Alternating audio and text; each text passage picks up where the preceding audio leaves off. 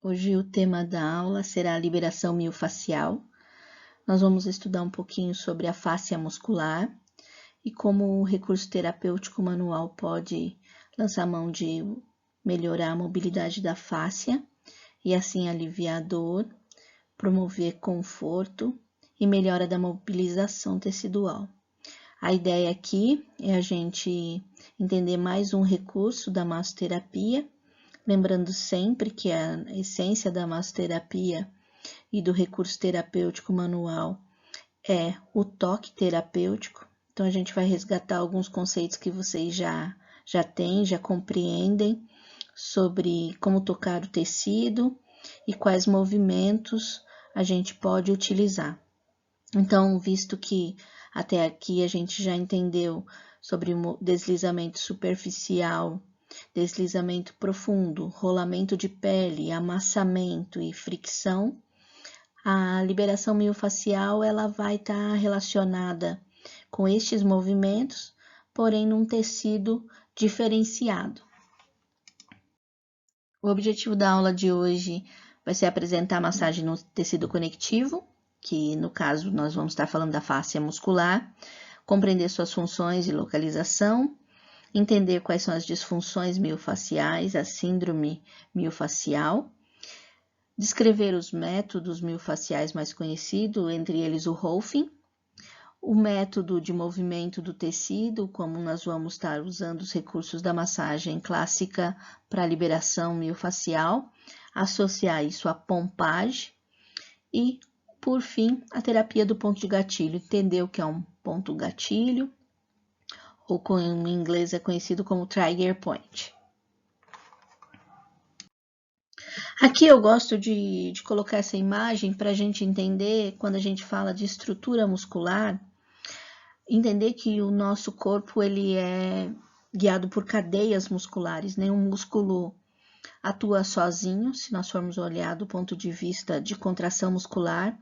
Ele é mediado por camadas, então a partir do esqueleto ósseo eu vou ter as primeiras camadas musculares, e eu vou citar aqui o exemplo da constituição do glúteo, que é constituído de glúteo máximo, médio e mínimo, e entre esses feixes musculares do glúteo ainda eu tenho aqui, passando por baixo, o piriforme, o obturador. O que eu quero dizer com isso? Que uma vez que esses músculos se contrapõem, a fáscia muscular ela vai estar revestindo cada fibra, tornando um arranjo harmônico, porém, nos mecanismos de contração, ela precisa estar sem aderências, porque uma vez que uma fáscia gera aderência ou ela entra em atrito nessas estruturas, ela pode gerar um tecido fibroso que pode promover aderência nessa cadeia muscular, que vai impactar em outras regiões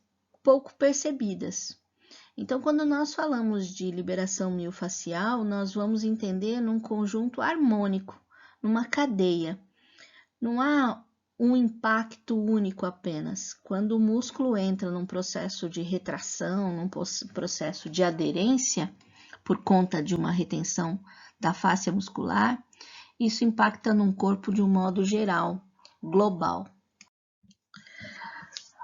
Alguns princípios básicos da fáscia a gente precisa conhecer, porque como ela é uma trama, né, eu gosto sempre de lembrar da fáscia quando a gente faz comparação com a laranja. Aquela película branca que forma a laranja, que separa e ao mesmo tempo une os gomos que constituem a laranja em si. Então essa é a fáscia. A fáscia ela tem a função de separar, de unir e de formar.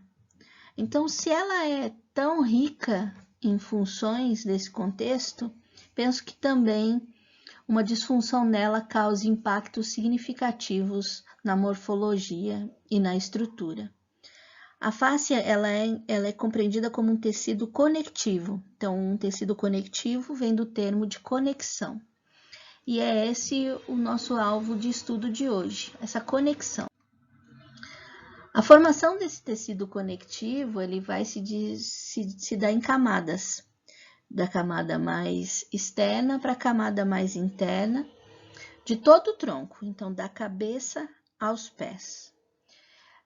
As fáscias mais profundas são as que vão estar mais próximas aos ossos e ao músculo em si.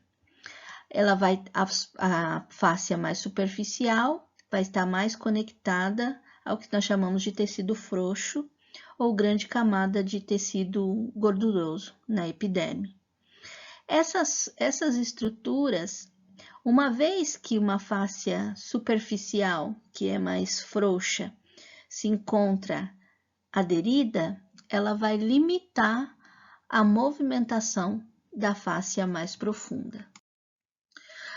A fáscia como um tecido conectivo, ela está sempre relacionada com a densidade do tecido em que ela está.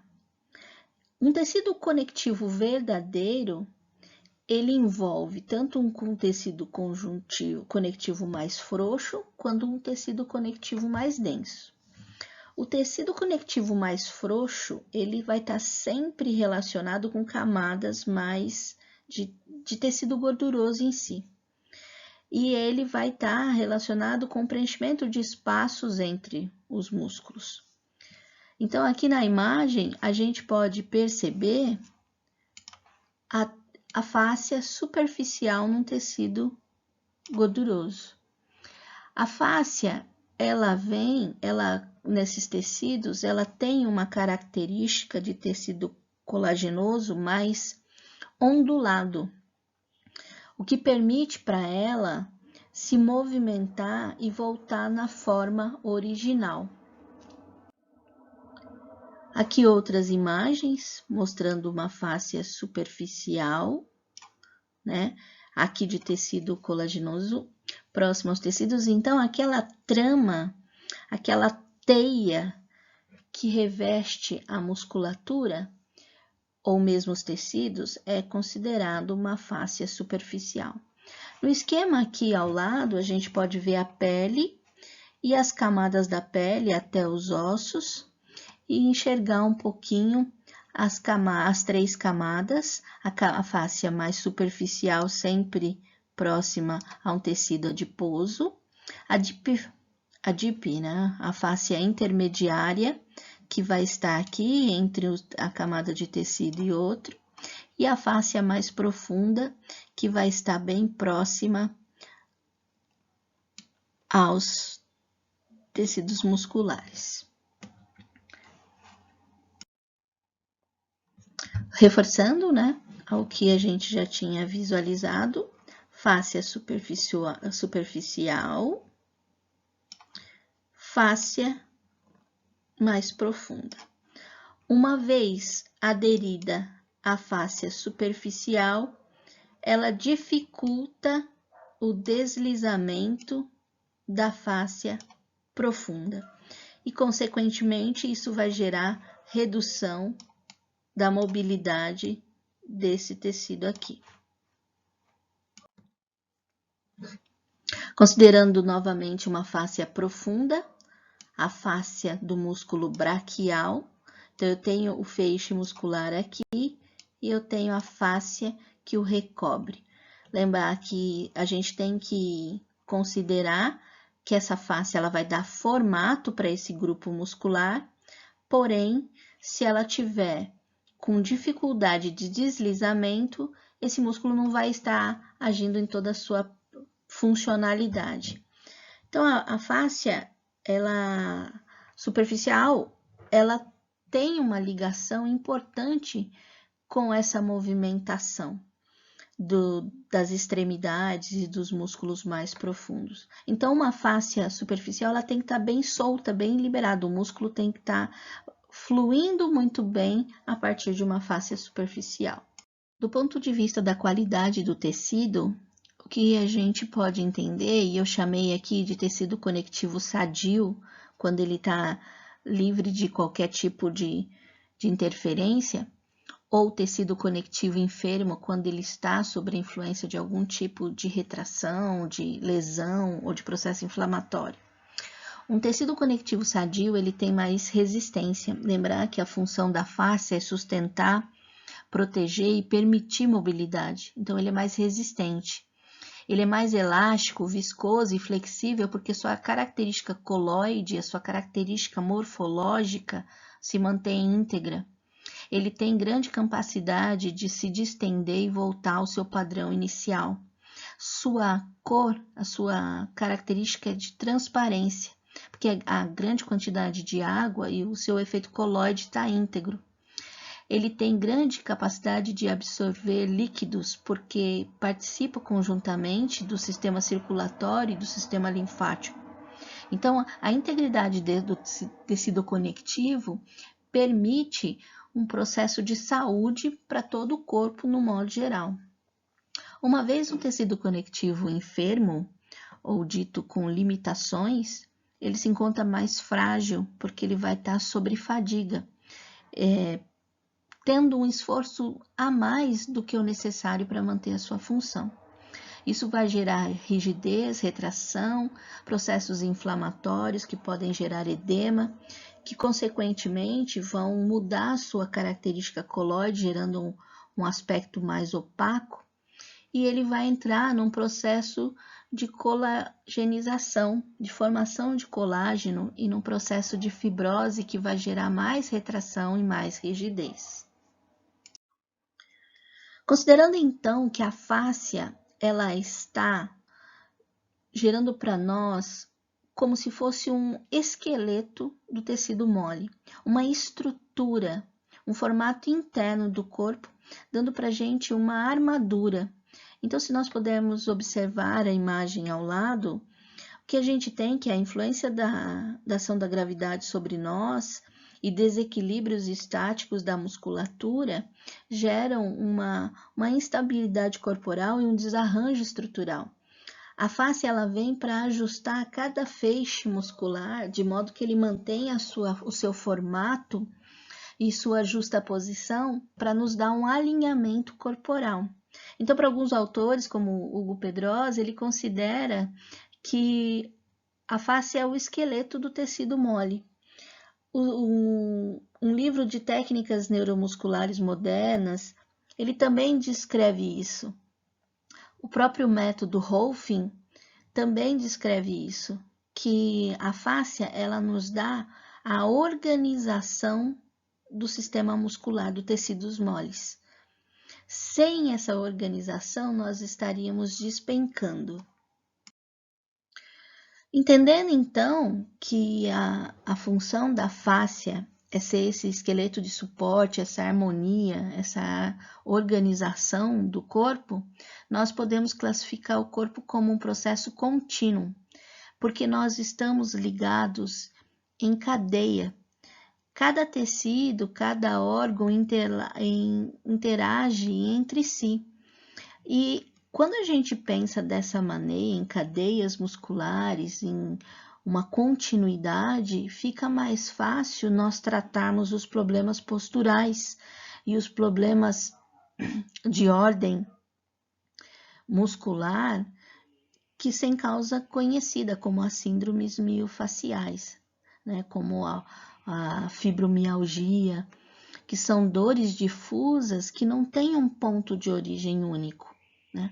Quando nós entendemos o corpo em cadeias e que essas cadeias se interligam e que a fáscia é essa estrutura que em formato de grade sustenta tudo isso de forma dinâmica, né?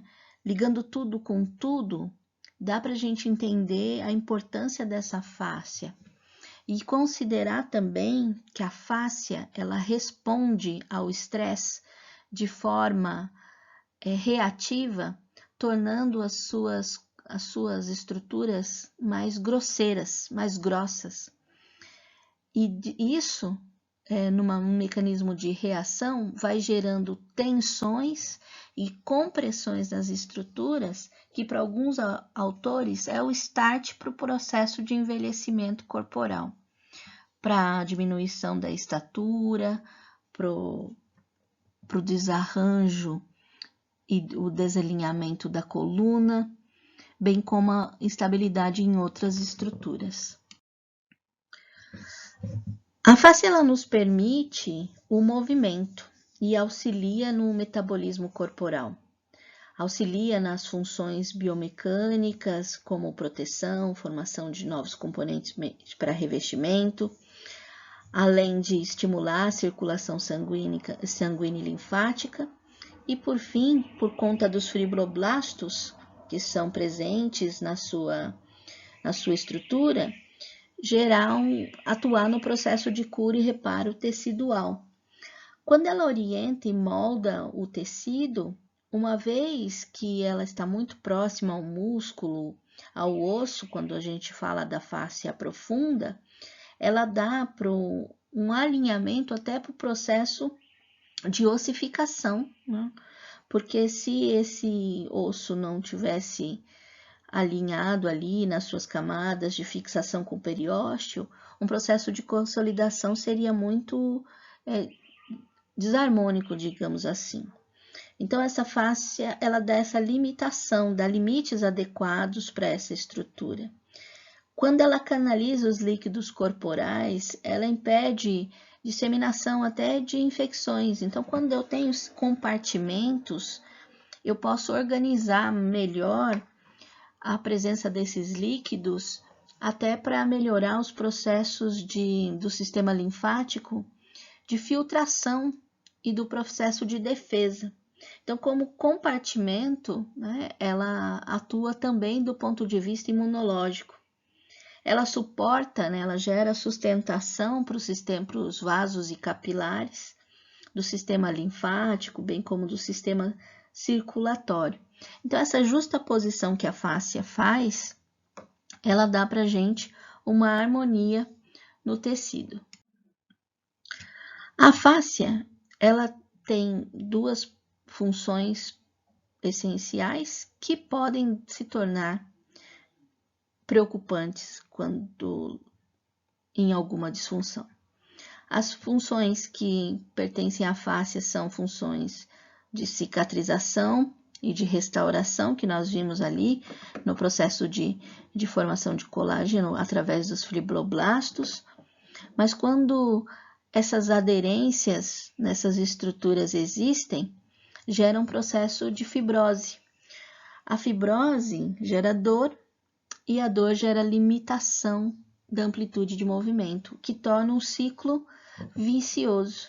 Então, as síndromes miofaciais, as dores miofaciais estão muito ligadas com esses processos de dor, espasmo, dor, limitação da ADM, que gera mais dor, gerando um ciclo que tem que ser identificado o mais precoce possível para que os seus efeitos sejam minimizados ou até eliminados.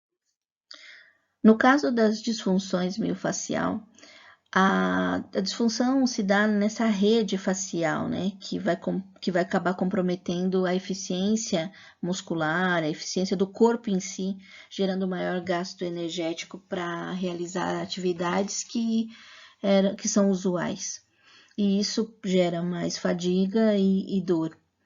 O encurtamento e o engrossamento facial, ele vai sempre restringir o movimento, interferindo de fora para dentro. Então, se nós considerarmos a face superficial, aderida ou espessa por alguma circunstância ou por algum transtorno, seja ele de ordem emocional, ou seja ele de ordem estresse ou até mesmo do ponto de vista orgânico, isso vai repercutir na face mais profunda, limitando ainda mais o movimento. Um dos problemas da fáscia é o difícil diagnóstico médico através da clínica. Então, a avaliação ela é muito minuciosa, ela é uma avaliação de busca por alterações posturais que estabeleçam relação com a queixa do paciente. Muitas vezes, como não se estabelece uma clínica adequada, se classifica como dor crônica. Isso é muito comum na cefaleia tensional, que é tratada como uma dor de cabeça, com medicamentos, e às vezes é uma tensão excessiva na fáscia frontal, e isso gera dor de cabeça. Alterações posturais, desalinhamento da região cervical, desalinhamento da ATM, da articulação temporomandibular, impactam também na fáscia que gera cefaleia. Então, às vezes, os problemas são posturais, que modificam a fáscia, que vão acabar gerando dores que não têm origem clínica definida. E, além de tudo, a gente sempre tem que lembrar, quando nós estudamos lá no começo, toque terapêutico, a importância do toque como forma de interagir com o outro e das camadas da nossa própria personalidade, dos nossos mecanismos de defesa e da dificuldade que algumas pessoas têm de receber o toque. Nós devemos considerar também que, como há um espessamento da fáscia, isso pode ser uma resposta emocional, visto que o corpo ele é uma blindagem para a gente. Então, a terapia manual, do ponto de vista quando nós usamos as técnicas de liberação facial, nós vamos estar também lançando mão daquele toque terapêutico lá da frente, então saber tocar, saber identificar e deixar que o outro confie para que assim essa blindagem vá se soltando aos poucos também junto dessa liberação.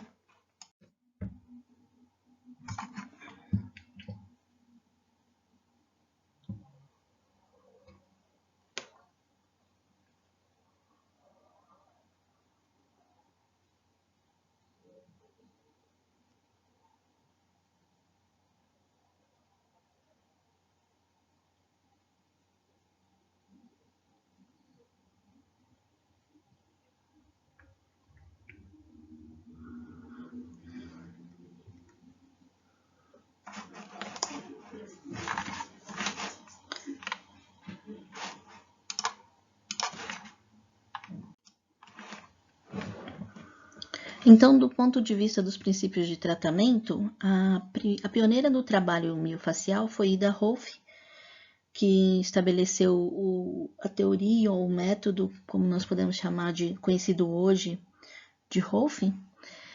A ideia da Ida, que tinha formação bioquímica, era estabelecer uma integração e uma organização das estruturas corporais frente a uma melhor resposta à ação da gravidade.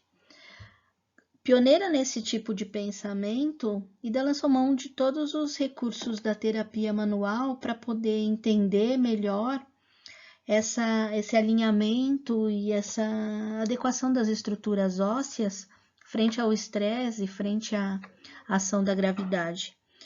E ela observou que a fáscia era composta de estruturas, né, de substâncias, na verdade.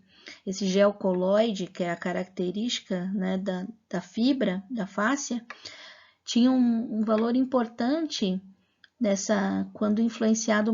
quando fosse influenciado mecanicamente sobre as compressões e os deslizamentos.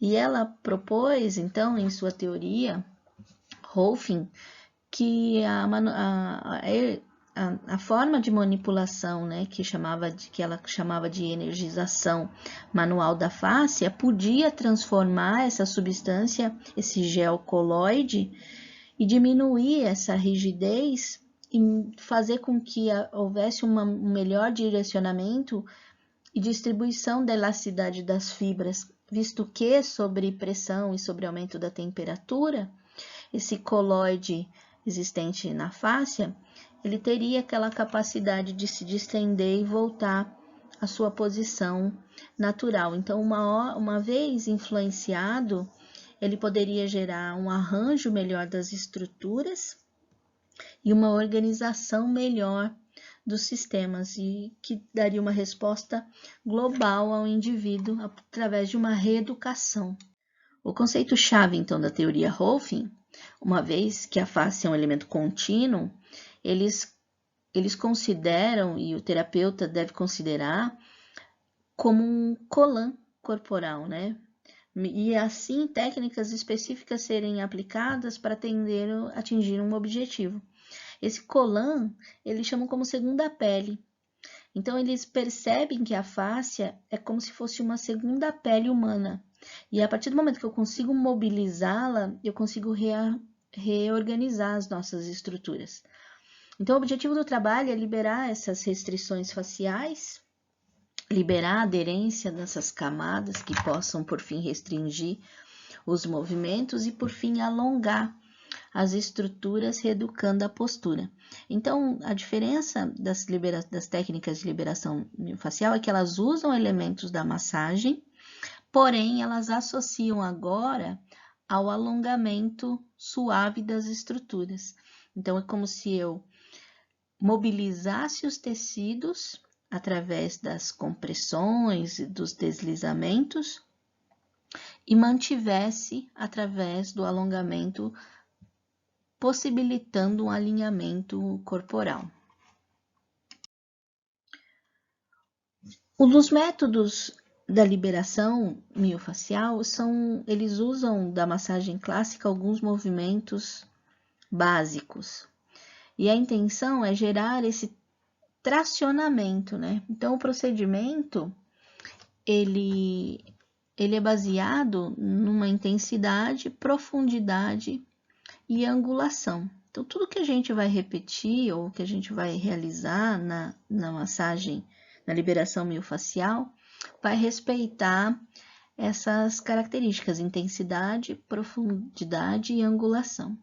Então, o exemplo aí mostra que nós, em todas as técnicas de liberação miofascial, nós vamos usar as duas mãos, tracionando com pressão, com intensidade, que gere uma profundidade no tecido, que eu consiga movimentar o tecido em ângulos diferentes. Então, eu vou lembrar lá da imagem de sobreposição muscular, que eu tenho fibras que eu conheço a direção. E eu sei que é ela que está sob ação, mas tem outras fibras musculares que não estão naquela mesma direção, mas também estão sob influência daquela ação muscular. Então, quando eu estou pedindo alguns movimentos para a musculatura, eu tenho outros músculos que estão como sinergistas ajudando no processo de contração muscular. Então, eles também estão sobre o risco de desenvolver fadiga e de que a fáscia sofra algum tipo de atrito e que possa vir a gerar processos de fibrose.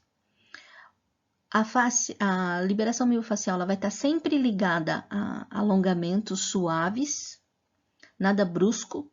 Sempre nós falamos, né, para associar o tempo respiratório, então a respiração suave vai ser algo extremamente importante na técnica de liberação miofascial. Nós vamos sempre utilizar as duas mãos, seja uma para estabilizar e outra para tracionar, ou ambas tracionando ao mesmo tempo, de forma suave, mas movimentando o tecido. Aqui nós temos uma técnica bem específica do Rolfing, que lança a mão do movimento da massagem clássica, que nós conhecemos como o rolamento de pele. A ideia desse movimento é rolar a fáscia superficial, é movimentar a fáscia superficial, chegando num ponto de tensão e estabilizando esse ponto de tensão por alguns segundos, permitindo assim que a fáscia mais profunda tenha uma maior movimentação.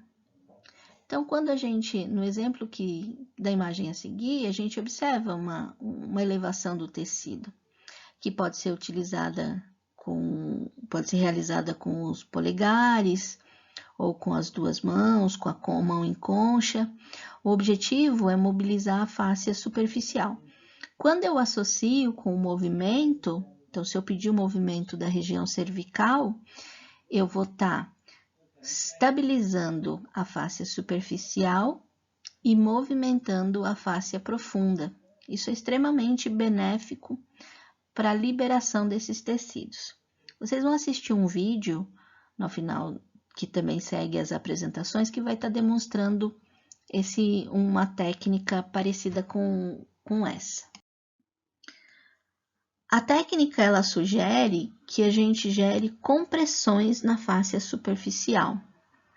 Então, eles podem ser feitos de que maneira? Então, a partir da minha avaliação, onde eu identifico que áreas estão com maior, são, como eu vou dizer, represadas ou aderidas, aderidas no sentido de gerar marcas visuais durante a avaliação postural, então eu vou lançar a mão de compressão e deslizamento do tecido.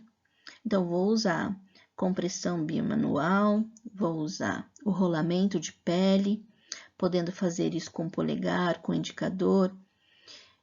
A forma que eu encontrar para mobilizar esse tecido.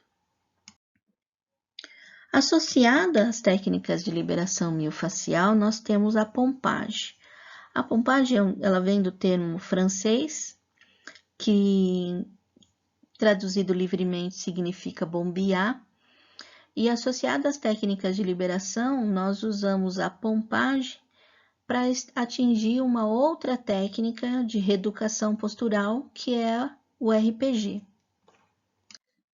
A pompagem, então, ela, como significa bombear, ela é realizada de forma lenta e suave, passando então agora pela fáscia e buscando mais uma distensão articular. A técnica vai ser realizada em conjunto, então é uma sequência de eventos que nós fazemos, né? Liberamos através da liberação miofascial uma estrutura, podemos aplicar a pompagem, por fim, para estabelecer o alongamento através do RPG. Então, a pompagem ela vai ser dividida em 3 momentos, né? O terapeuta vai fazer esse estiramento lento, regular e gradual, em 3 momentos. Então, o que a gente chama de manutenção da tensão é o principal momento para pompagem articular. Então, nessa hora, eu realizo uma tensão na estrutura que eu estou realizando essa pompagem, vou manter essa tensão por 20 a 30 segundos, para que haja uma inibição do tônus. Então, toda aquela tensão que o indivíduo já tinha agora nesse tempo, ela vai estar sendo cedida. Conforme eu vou impondo essa tensão, vou mantendo essa tensão articular, vai haver uma decoaptação articular. O que seria uma decoaptação articular? Seria uma separação das estruturas articulares no momento da minha tensão. Quando eu faço essa decoaptação dessa estrutura articular, eu melhoro a lubrificação dessa cartilagem. Então, associado a liberação da tensão muscular, eu consigo promover uma hidratação articular. O retorno, ele é lento. Como que isso vai se dar? Então, à medida que eu traciono, mantenho, passou o tempo de sustentação, eu vou retirando a pressão da minha mão e gradualmente as estruturas vão voltando ao seu estado original. É isso que a gente chama de lento, regular e progressivo. Em todos os tempos é necessário que o paciente esteja relaxado. Então, é uma técnica muito associada à respiração, que é o objetivo é que ela seja suave e de relaxamento. Aqui a gente tem um exemplo de pompagem cervical, então as mãos do terapeuta estabilizam o paciente na região occipital e associada à respiração do paciente, ele vai fazer uma força de tensão no sentido cefálico e o paciente vai inspirar e expirar suavemente. À medida que essa tensão do tecido, eu sinto o tecido estirar e sinto essa tensão, eu mantenho por 20 segundos. À medida que eu mantenho por 20 segundos ou 30 segundos, dependendo da resposta do paciente, das estruturas, vai haver uma decoaptação das articulações da região cervical e uma nutrição dessas articulações. E à medida que esse tempo se dá, eu vou tirando a pressão da minha mão gradativamente e a estrutura vai retornando ao normal. A pompagem, como eu falei, ela é muito utilizada com o RPG, que é uma técnica de reeducação postural global, que usa diversas posturas, né, que eles chamam de posturas globais, que tratam as cadeias musculares que possam estar em alteração. Então, a ideia de discutir RPG é entender que através da liberação miofascial, da pompagem articular e muscular, nós precisamos obter um alongamento e uma reeducação da postura. Associada, então, à técnica de pompagem, que usa a respiração, a liberação dos músculos e mantém-se através de uma reeducação da postura, eu vou, assim, melhorando a estrutura e o componente muscular do indivíduo, atingindo sempre uma melhora da sua postura e da sua sensação de dor ou desconforto. Outro ponto importante do ponto de vista da liberação miofascial é o que nós conhecemos como ponto gatilho. Ponto gatilho, ou Tiger Points, como os livros em inglês trazem, são pequenas áreas de hiperirritabilidade que se formam dentro do músculo. Essas áreas, se elas estiverem próximas ao nervo motor, o paciente vai sentir o que a gente chama de dor referida. O nódulo está em um local, mas ele sente uma dor irradiada em outro local, principalmente se estiver próximo de nervo motor ou em dermátomos correspondentes. O ponto gatilho ele é sempre frequentemente localizado em faixas musculares mais compactas, mais densas. Então, ele é muito comum na região de trapézio, na região de serrátil, né? São as regiões mais comuns, mas podemos ter ponto gatilho em todas as regiões do corpo. O corpo está sujeito a pontos gatilho. A palpação do ponto gatilho, ela vai dar para a gente uma percepção de um salto ou de uma elevação da estrutura muscular. Então, uma palpação sensível e bem detalhada vai identificar esses nódulos de tensão.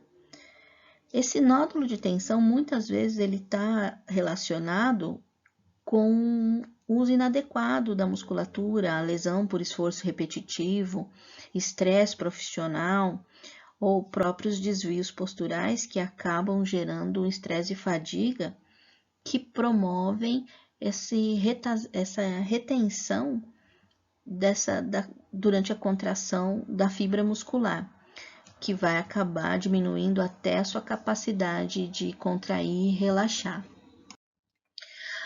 A palpação, ela é o método de procura do ponto gatilho, né? E ela deve ser realizada com muita delicadeza, porque são áreas extremamente irritadiças e isso gera dor e desconforto.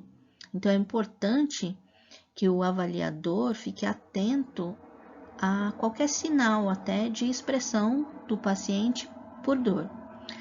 Durante a palpação, que deve ser uma palpação leve, sem muita pressão, vai se investigar na pele sensações de resistência. Então, à medida que vai deslizando a mão, os saltos, essas alterações vão aparecer. Em alguns casos, a gente pode até perceber mudança de temperatura. Se a temperatura no local ou mesmo sinais de hiperemia estiver aumentada, então a disfunção, o Tiger Point é agudo. Em contrapartida, se houver áreas com baixa temperatura, a gente já pode sugerir que são áreas de isquemia, áreas de redução da circulação, que já estão entrando num processo de fibrose. A sensação de edema ou de congestão é por conta da retenção de líquidos em decorrência da falta de movimentação daquele tecido. Uma palpação mais profunda vai objetivar percepção de mobilidade ou mesmo da própria formação de fibrose. Como tratar, então, as terapias, o ponto gatilho? Então, a ideia né, que o tempo de tratamento não seja um tempo longo por conta do tipo de síndrome, né, de irritabilidade. Então, nós vamos considerar uma terapia de 15 minutos como suficiente, podendo evoluir à medida que a dor e o desconforto vá cessando. A técnica mais utilizada é a de pressão efetiva, né, que é efetiva nesses casos, e a pressão direta sobre o ventre muscular. Geralmente a pressão do polegar sobre a região de hiperirritabilidade, ela promove uma interrupção na aferência, né, para esses nervos sensitivos que acabam dando a informação de dor e que ficam exacerbadas. Então, o terapeuta ele deve sustentar essa contração essa compressão de modo que haja uma redução desse impulso até que as fibras musculares elas sejam estimuladas a responder adequadamente à cessação desses estímulos. Alguns pacientes respondem bem a 10 segundos de compressão, mas a ideia é que vá aumentando progressivamente até em 30 segundos, podendo chegar até 2 minutos. Então, a ideia dessa interrupção mecânica é inibir a informação sensitiva da região. Alguns estudos mostram que a compressão sobre o nó existente nos sarcômeros, ela reduz a dor porque ela estimula uma separação, né, dos sarcômeros, favorecendo um novo deslizamento em seus limites, e isso melhora toda uma oxigenação tecidual. Aqui nós temos algumas imagens de autoliberação miofacial, o uso de rolinhos, de bolinhas para algumas musculaturas que possam estar sob a influência do ponto gatilho, ou mesmo com áreas de retenção, ou até de fibrose, fibrose não, mas aderência tecidual. Nós podemos lançar a mão de alguns movimentos. Então, assim, uma das coisas que são muito utilizadas, um dos recursos que são muito utilizados é a bolinha de tênis, por conta da sua densidade, da sua característica, sobre regiões, sejam elas ponto gatilho, sejam elas de retenção ou de retração miofacial. Bem como também no mercado algumas bolinhas proprioceptivas que são terapêuticas, que têm estruturas mais diferentes, com texturas diferentes, com formas diferentes, também ajudam.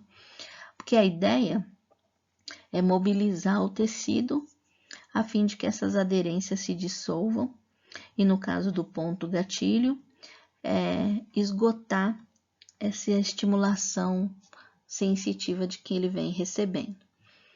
Então, eu vou estar postando alguns vídeos completando o assunto de hoje. Nós vamos estar no Classroom também com atividades. Dúvidas, a gente vai estar se falando pelo WhatsApp. Se for necessário, faremos chamada de vídeo. Um excelente dia e muito obrigada.